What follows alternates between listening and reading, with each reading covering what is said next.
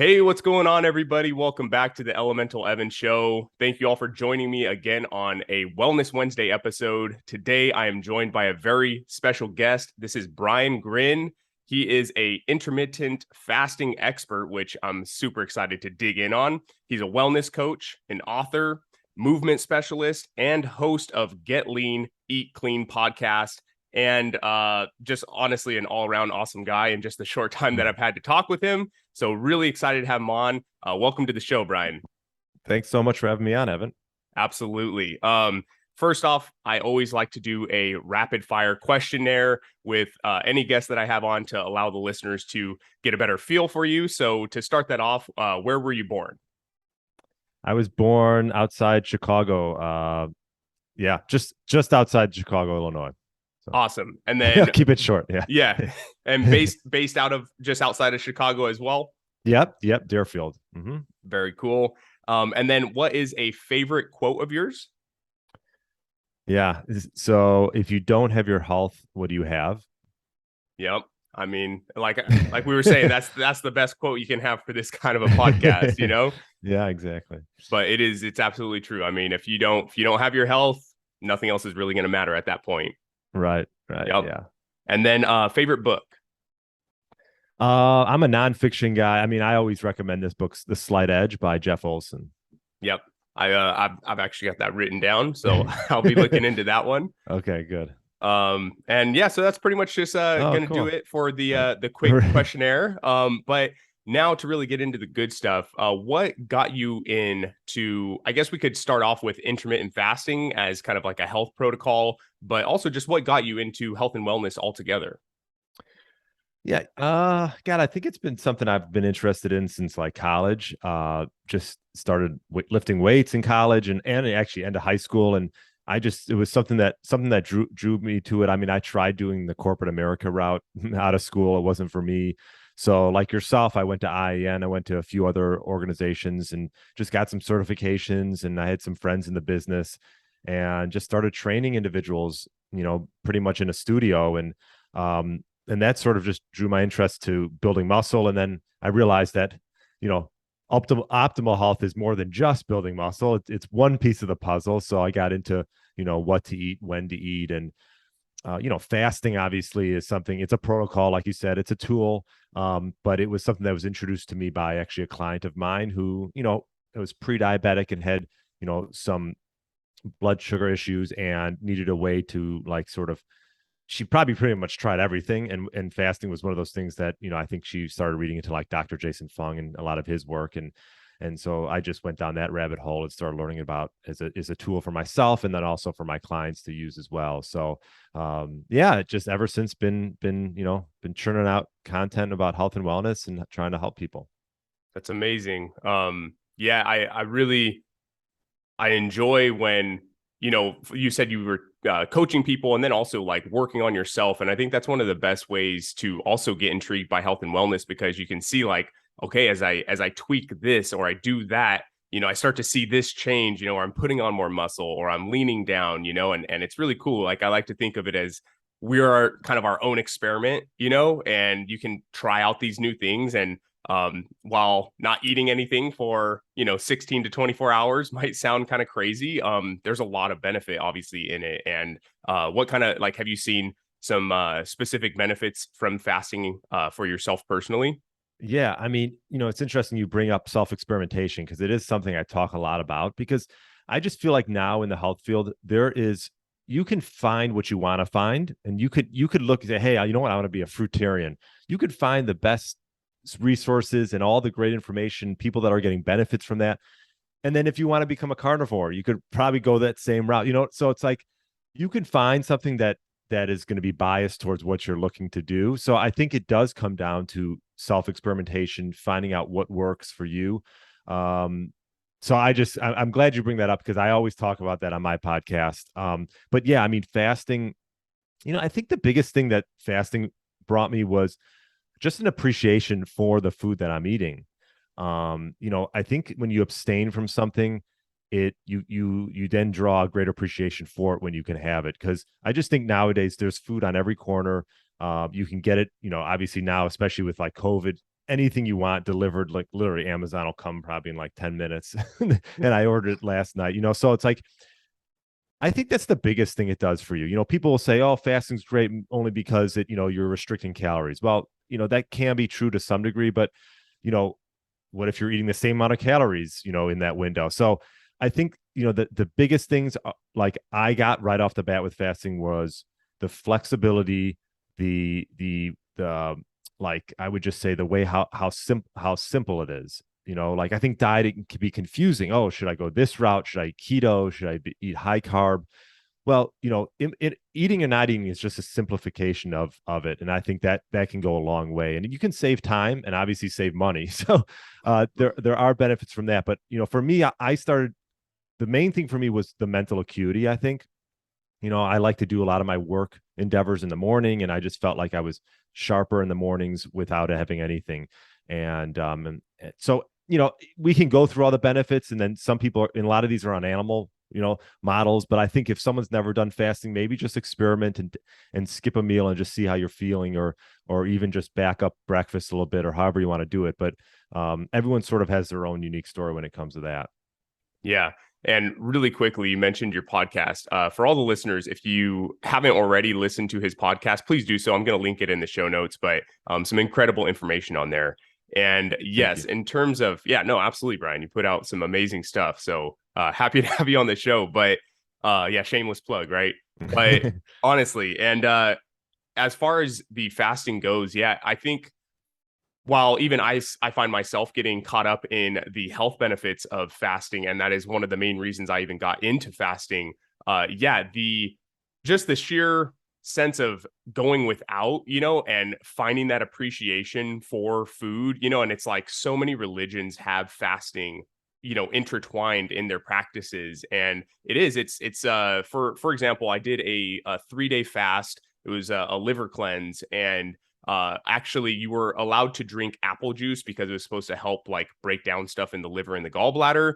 However, I went all 3 days without drinking any apple juice, and on the last day where you can have the raw unfiltered apple juice, I went ahead and had some sips of apple juice, and it was the wildest experience with food I've ever had. Like when that apple juice hit my taste buds, it was like I tasted better than I've ever tasted any other food. It like literally lit up all this stuff in my brain, like eyes widened. It was super wild. And also when you're talking about the mental benefit, I remember on day 2, I had like a little bit of a headache and stuff. So I was, taking some salt, some high quality sea salt to get a lot of the minerals. But by day 3, it was wild. It was like I was so tuned in. It was literally I could be walking and then I would have, it almost felt like a wider than a 180-degree vision. Like it was almost like even more than that. And then if I wanted to, I could like look at a tree or an ant and it would like hyper focus in. It was so incredible. And I did a few meditations and stuff, and it was like zero trouble quieting the thoughts. It was incredible. Yeah. So there's so much to do with fasting, and honestly, just like, if you don't know what's bad for you, I mean, if you're fasting, you're just not putting anything bad in you, right? Right now, and that's a good point. I think a lot of people but will get gut relief from it. If you think about all the food we're digesting day in, day out, such an energy drain on the digestive system. And if you are sensitive to something, it is sort of a good thing to do just to sort of give your gut some relief. Yeah, and actually, that's a point I didn't even hit. Was after that cleanse, obviously I was detoxing the liver and stuff. I ended up having to drink olive oil and lemon juice to finish it, but that's a whole other story. But for about a month after that fast, I had some of the best digestion I've ever had in my life, especially coming from a person who's dealt with a lot of gut issues. Yeah, it was wild. Yeah, and like you said, everyone's on their own little journey when it comes to that. I think it's a tool to have. You can overdo it; it's a stressor, right? It's a stressor, but I think it's something that everyone should just experiment from time to time. Because, like for example, we talk about religion. So, like yesterday was, well, I don't know when this is coming out, but I fasted for a day yesterday, and I haven't done a day fast in a while for the Jewish religion. And I was like, oh, I wonder how I'm gonna be, and it was like seamless. And I think for a lot of people, it's not that way. And I think there's freedom and this like kind of just like this flexibility of knowing that you don't necessarily need to eat if you don't like if if you don't because of time or because of anything else. So I think there's just this freedom that it gives you as well. Yeah, not having to, for example, like time your workouts around like when you're eating, or oh, I need to stop eating so, at a certain time for bed or whatever. It yeah, takes some mental gives you more mental energy back. You're not thinking about more stuff. Right. Right. But so, and then also in terms of, you were saying like it gives you appreciation for food, and it's more of like the mental capacity that you enjoy. Does that also play a role in, for example, how you really talk about like hormetic stressors as well, like ice therapy or hot therapy? Does that also play a role? Yeah, I mean, those are all obviously stressors, and I think that it's good to just pick maybe one and do it every so often. There's something to be said about being uncomfortable for a little bit, and how you can just sort of build up that mental strength to overcome something like that. Like I do cold plunging, but I do it intuitively. I'm not like plunging all the time. Like yesterday, obviously I fasted all day. It wasn't a day that I was going to actually do a cold plunge, right? I'll pick and choose when I'm going to do it, but I think these are all great things just to build resilience, and just a way to sort of make the body stronger. Again, these are tools that they're stressors, so you want to do them in acute periods. You don't want to chronically do them. But yeah, I'm a big fan. Yeah, I love the plunge. Yeah, I do as well. And I'm glad that you mentioned, not stacking all of them together, because I was just hearing recently, I can't remember who it was exactly that said it. It might have been Andrew Huberman, but he was talking about stacking too much of like Hmm. things that release a lot of dopamine, and how that can actually be bad for you in the long term effect, because it can like deplete your dopamine, and then you can have this like kind of come down effect from it. And so he was saying like to be a little bit like, if you're going to do something that spikes dopamine, just kind of choose that one thing, and just go with that for that time, so you're not overstimulating yourself. Yeah, yeah. I think a little bit here and there a little goes a long way. Let's just say that. Yeah, absolutely. And then also in terms of, intermittent fasting, I mean, I've talked about it before, but what would you say is the best way for someone who has never started it before, for them to get into intermittent fasting and give it a go, especially if they're just completely not metabolically flexible? Yeah, there's a few ways. I mean, I think it's important to maybe before you even get into fasting is to start cleaning up your diet maybe a little bit. Um, just because I think that'll make the fasting easier. And if you start to eat just like whole single ingredient foods, and a lot of quality proteins, healthy fats, and whole food carbs and things like that, if you'd like that's I think a good place to start, and then from there you can transition into maybe pushing back a meal. I always say breakfast, but again, some people love breakfast and it doesn't have to be breakfast. There's actually some studies showing that early time restricted feeding is more effective, because you don't want to eat too late in the day close to bedtime. So whatever it is, but if you want to, let's say you do want to skip breakfast, pushing it back sort of an hour every few days, and until that's how I did it. But again, there's no perfect time to do that. But yeah, so I think those are the two best ways if you're looking to start, is clean up your eating and then gradually ease your way into fasting.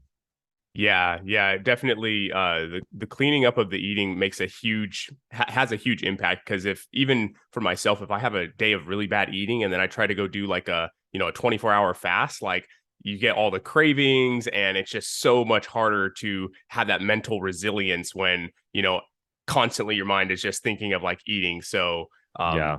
yeah, cleaning up the diet is huge. And also, yeah, like you said, cleaning up the diet helps with basically not having those cravings. And one of the big things I see is like, I think of people who shall not be named. I don't want to throw them under the bus, but family members of mine who, they don't have that mental resilience yet, where they're like, I need to eat, and it's like, you don't have to eat, but Mhm. you are having crazy cravings. So I understand that, but I think cleaning up the diet is going to help you have that mental resilience to really push through when you start getting that late night craving.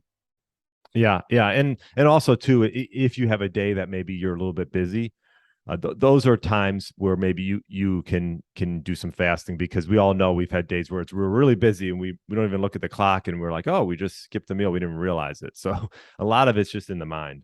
Yeah, yeah. Also, sorry, kind of jumping back here, but Yeah.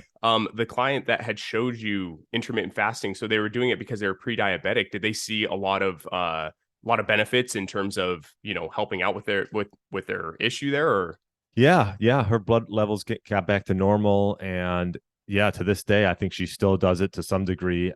She really got into it. She was doing some extended fasts, and but she was being guided by a like I think a naturopath, helping her, making sure that she did it right. But I actually interviewed her. Her name's Rita Spivak, and yeah, she's been doing great since then. So that's incredible. Yeah, no, well, congratulations to her. I mean, that's really awesome.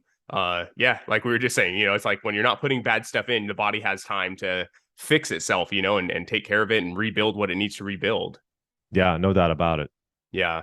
And then one thing I heard you speak about, and I actually want to really dive in on this for myself personally, is working out in a fasted state. So I personally tend to do workouts in a fasted state, Hmm. but I haven't heard too much information on if that's necessarily good or bad, or like the benefits of that. Would you mind like kind of like diving in on that?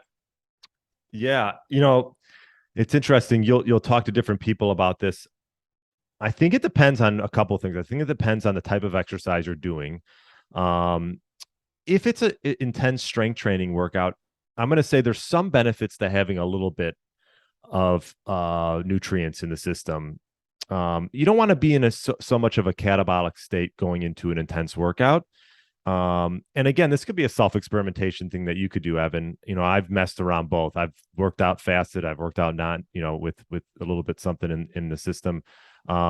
So I think it depends on the workout. I think if it's going to be some low-level cardio, walking, light jogging, I think fasted is, if anything, it might enhance some fat burning. But I think that if you're doing some maybe moderate intense workout, and there's strength training involved, you might want to have a little bit of something in the system, even if it's just like a protein shake or something like that, just to help with signaling and getting those amino acids in, so you're not, you're sort of taking full advantage of the workout.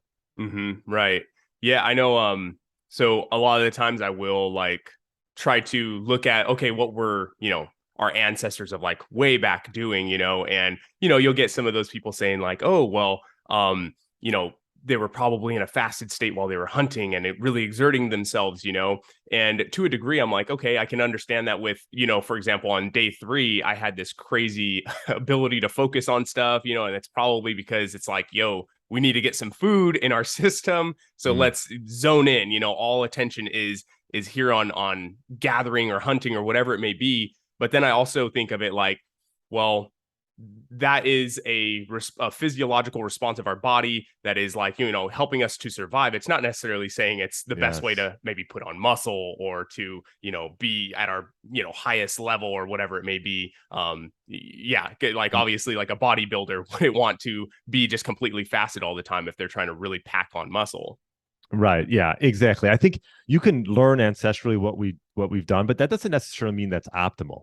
Right, right. Right. We have so much more access to information, to how certain, substrates affect our body, and how we can get the most out of having energy, having optimized hormones. But just because they did it ancestrally doesn't mean it necessarily was optimal. Yeah, 100%. And I also think that, going back to the whole diet, what diet's best, it's also comes down to, well, what do you want, right? Like, are you trying to build muscle and get huge? Then, a higher protein diet is probably going to be something you're going to want to do. Or are you more in it for a religious purpose? Okay, well, then if you don't want to kill animals and eat them, then, obviously a vegetarian or vegan diet or whatever might suit you better. And we can, customize it to really fit you and help you perform your best at that level, right? Yeah, no, I mean, it does come down to your goals, and I've had people on the podcast who are pure carnivores and they're thriving.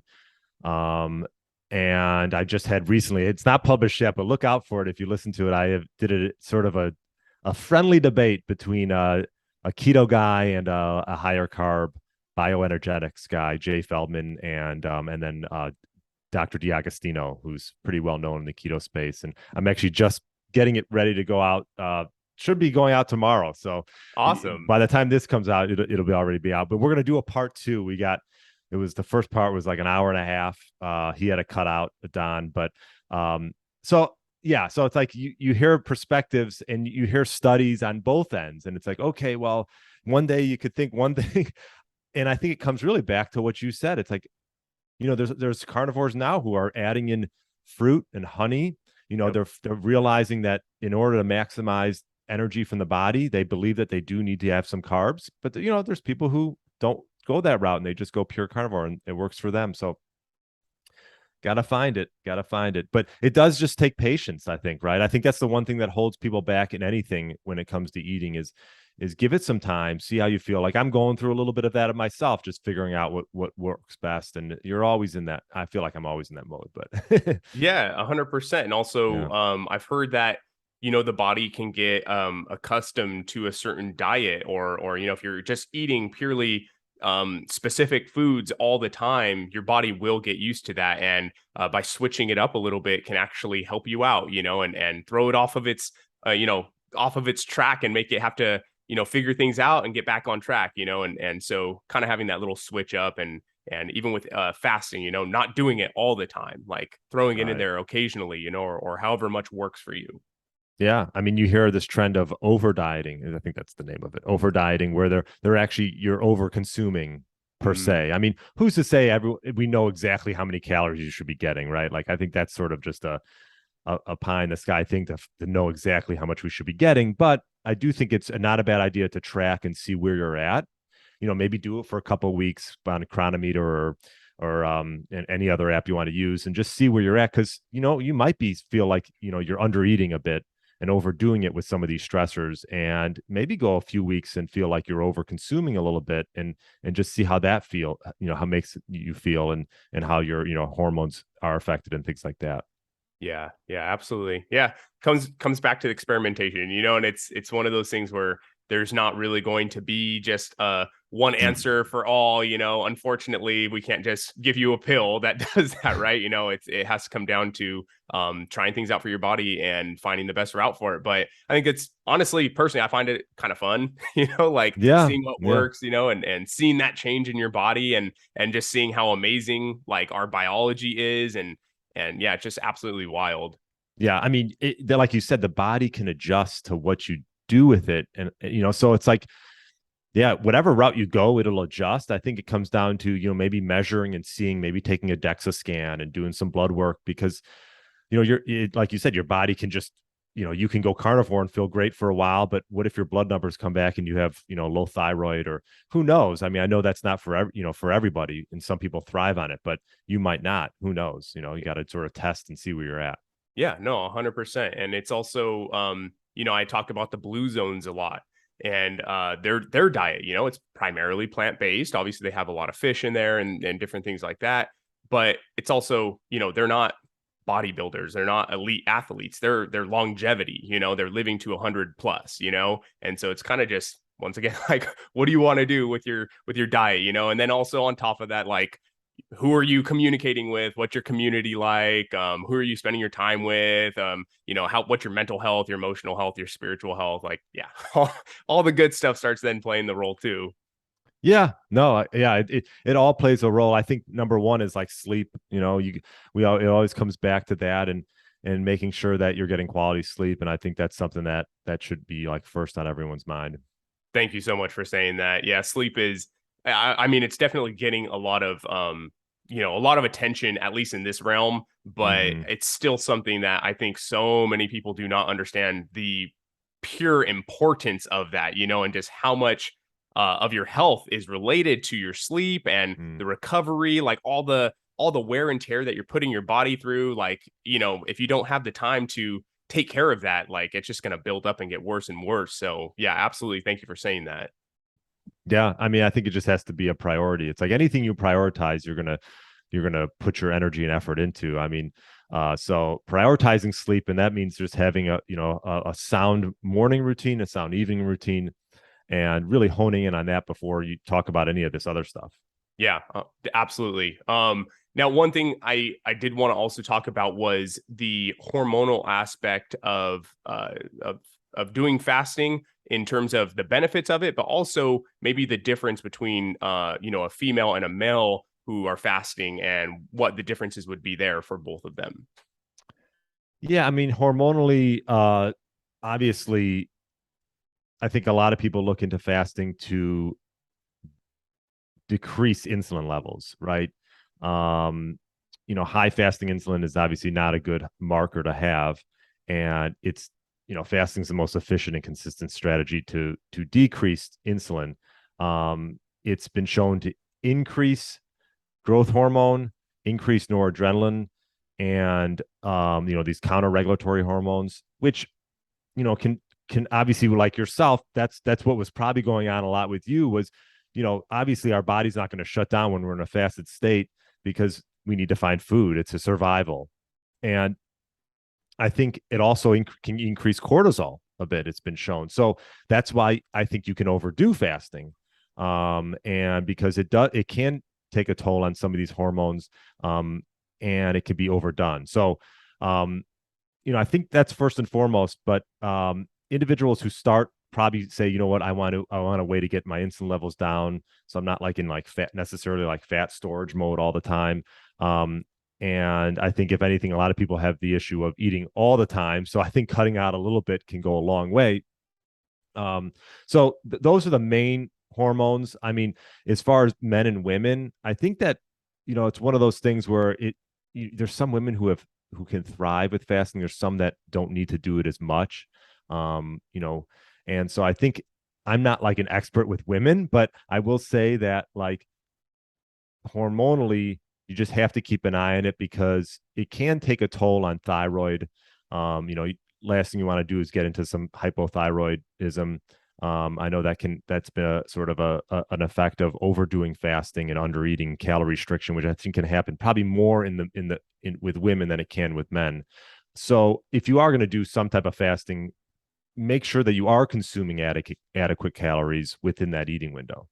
Yes, absolutely. I mean, I don't have a ton of science backing this up, but just from what I've heard is definitely for females, fasting during their moon days is something that is typically not something that's recommended, as Mm-hmm. well as the female body literally is able to reproduce a human being, right? And so Right. going too long of a period in a fasted state, like let's say someone's doing one meal a days, you know what I mean? A female specifically, right? And they go like a week or more doing that, the body is then going to get in a mode where it's like, okay, we're not receiving enough food and Mm-hmm. we are not in, there might be a famine, there might be a war going on. So it is not the time to reproduce. So let's go ahead and shut things down. Like let's not make ourselves able to reproduce at this moment in time, which obviously reproduction is a sign of very good health. So Right. yeah, I'd always try to like, if I'm talking with someone on fasting, specifically with a female, yeah, I always try to like, okay, well, let's break it up a little bit, and on the moon days, like, hey, take it easy if you got cravings, like just go ahead and enjoy a little bit, like it's not going to kill you. But yeah, I don't know, it's so wild. The biology once again is just crazy. Like there's so Yeah. much to it.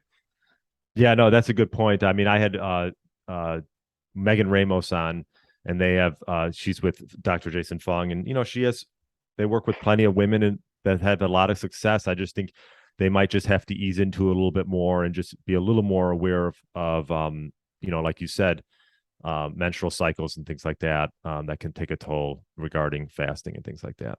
Yeah, yeah, but nonetheless, I mean, still good. Obviously, there's so many benefits, and it's just like it's the experiment. Knowing your biology, and trying to be as in tune with your body as possible. Do you happen to know if there's any correlation between like fasting and even testosterone levels or anything like Mm. that? Yeah, that's a good point. I mean, you know, I think everyone's a little bit different, but it can, you know, it's been shown, I would say, actually, I'm not going to cite any studies, but, it's been shown to increase growth hormone. You know, I think if you overdo fasting for a while, I would keep an eye on your testosterone, because you don't want to overdo it because you'll get that rise in cortisol and things like that could happen, some of these stress hormones. So, um, I'm not going to cite any necessarily studies. I think it's something that you should measure. And then if you are going to do some fasting, just keep an eye on it. Because obviously, if you're talking about middle aged males, I think number one important is preserving and maintaining muscle mass as we age and not getting any sarcopenia. So, fasting's obviously you're going to be in a catabolic state. And so someone that is 40 plus, 50 plus years old, yes, there's some great benefits to fasting, and I think it's a great tool to have. But I also think, you're not 25 years old anymore, and perhaps you should focus a little bit more on protein intake. Just having healthy whole foods and making sure that you're doing some resistance training. Yeah, yeah, absolutely. The only reason I really asked is just hormones and testosterone has been something that I've been pretty interested in here recently. And Mm, I heard that in the last like 30 years, the average testosterone in males has gone down by like 30%. mm. And so just, it's a big topic at the moment. And so yeah, I was just curious if like, fasting was able to like increase or do anything like that. But Oh, yeah, um I don't want to make that claim. I mean, I yeah, yeah, think yeah. yeah, I think that like probably the reason it's gone down is a lot of the toxins that are in our that are maybe, like even like the microplastics and things like Yes. this that could cause that, and just the influx of vegetable oils and processed foods that could be causing this decline in testosterone. I think if you go back to eating, you know, whole foods, single ingredient foods, meat, wild, grass fed meat if you can get it, wild fish, maybe some raw dairy would be great if you could do that. Things like that. I think that would probably be the biggest bang for your buck as far as helping with testosterone. Yeah, 100%. I mean, it's the eating whole foods, cooking at home, Right. essentially eating like we would have maybe ate a couple hundred years ago, is gonna really be most beneficial. Because like you were saying, there's people who will eat from sunrise to sundown. And, aside from maybe the last like what 70 years or something like that has never existed in humanity where you could have access to food from literally the time you wake up to the time you go to bed. Like so Yeah. wild, And and stress levels too could take a yes. toll on testosterone. So being being having some type of mindfulness practice, which I know you practice, Evan, and I think a lot of guys and even women, like I try to get my wife to do a little bit of yoga and things like that. I mean, I think it's something that even if it's just like 10 minutes of some type of meditation, I think that can take it, play a great role in getting optimal health.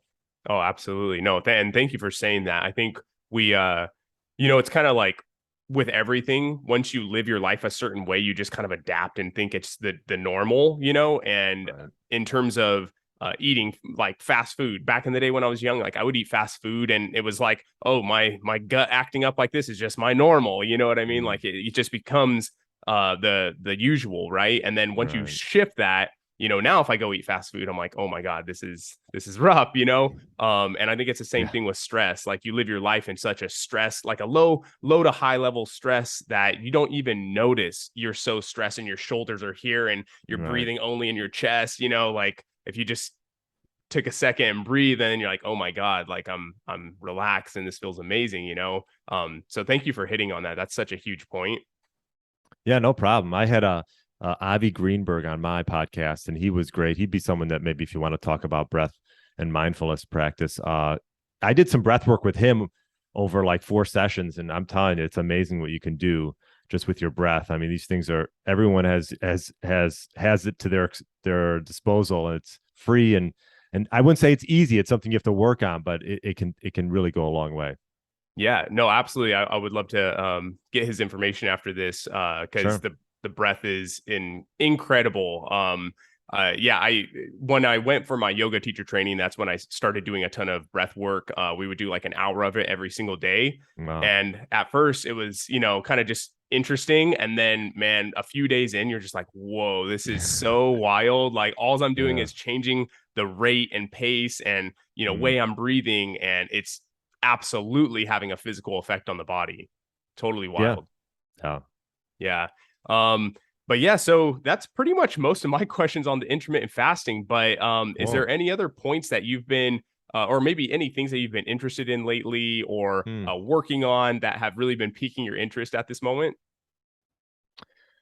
Well, I've been doing a little bit of self experimentation myself. I've been fairly low carb and fasting for a while. I am introducing um, some more carbs into my life and seeing how I perform in the gym and how just like overall, I took a blood test, I took a DEXA. So I'll probably be reporting back in a few months. I've been doing it for about a month and a half now. And so we're gonna see how it all plays out. But mainly adding in more like fruit, a little bit of honey here and there, maybe some potatoes, and just seeing how I perform and how hormonally. I wasn't anything crazy. My blood work was pretty solid, but I just wanted to see how thyroid and liver and everything just responded to that. So we'll have to see. Yeah, and that's really you'd mentioned that earlier too, is like testing for like testosterone levels and stuff. It's really the best way to know is to actually to measure Right. it, right? And so that's really cool that you're doing that. Actually, is there a specific like blood panel company that you use, or is it just through your local hospital? Yeah, I mean, if you could go through your physician, that would be the best. But I sort of paid out of pocket. Actually, there's a company called Merrick Health, and I use their like fundamental health lab panel, which measured like literally everything. Everything. It's not cheap, but you do it a couple of times a year. I feel like it's worth it. Everything from fasting insulin to all the sex hormone binding globulin and IGF-1 and APOB, a lipid panel, Mm. vitamin D, iron, cortisol.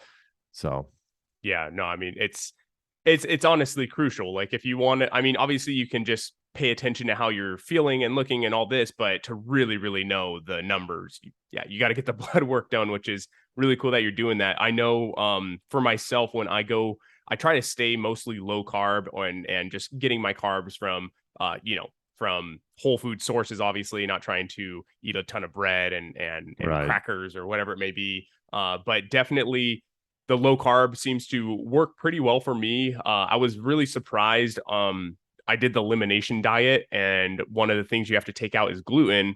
And I really thought gluten was going to play a pretty massive role in how I felt. So I did go ahead and get just like a really clean sourdough bread, which obviously, it's a little bit more fermented and all that. So I was surprised though when I ate it, like zero bloat, nothing like that. And that was really Mm. surprising to me because a lot of times when I do eat carbs, I get like a heavy bloat going and just not feeling at my best. But Mm. the sourdough bread seemed to work for me, which was interesting. Yeah, I mean, I think and if you make your own bread, I know there's like bread baking kits. That's like the best way to go, obviously. And the sourdough bread, I had a Dr. Bill Schindler on, and he has like a bread making company, I think, and they make a lot of different things. But yeah, if you're gonna, I would say you probably don't need to eat bread, but if you're gonna have it, make your own. That'd be the best route. 100%. I know people, they're like, oh, well, what's the best kind of bread that I should eat? And it's kind of like, well, maybe you should look into alternatives. But I tell them, like, look, if you're going to buy a bread, I would go with sourdough and also look at the ingredient list. If it's more than like 5 ingredients, like, Right, don't right, buy it because if you make sourdough, you know that your starter is literally water and flour. And then right, when you bake it, you just add more water and flour and, maybe salt. That's it. That's all you need. right. Yep. So. Less is better. Yeah, always. Less Yeah, is better. absolutely. But yeah, okay. Well, that's pretty much all of the questions I have for you today, Brian. But Okay. this has been an absolute pleasure having you on. Thanks very much. Yeah, no, I love talking about obviously health and wellness, but fasting very specifically, and a little bit of the cold exposure and heat and all that good stuff. So, thank you very much for sharing your information on here. And if you would please, share where people can connect with you at, any, Sure. events coming up that you might have or anything like that, that would be great. Yeah, no, the best place would be briangryn.com. And that's, BRIANGRYN. And all my stuff's pretty much there. You can, Instagram, BD Gryn. And I'm on all the other social media platforms as well. Yeah, that's about it. I have a book coming out hopefully in the next month. So it'll be a PDF book. And I'm excited about that. So that'll be all about just like pillars of health and things like that. So excited for that. Amazing. And what was the name of that book? Yeah, the name is, we're going back and forth. I think it's going to be Eat Like a King and Look Like a Prince. Love it. Yeah. So, but Oh, yeah. we've had different iterations. So I think we're going to fall around there. So, No, that's cool. I like that title. And you also have a few other like books out as well, correct?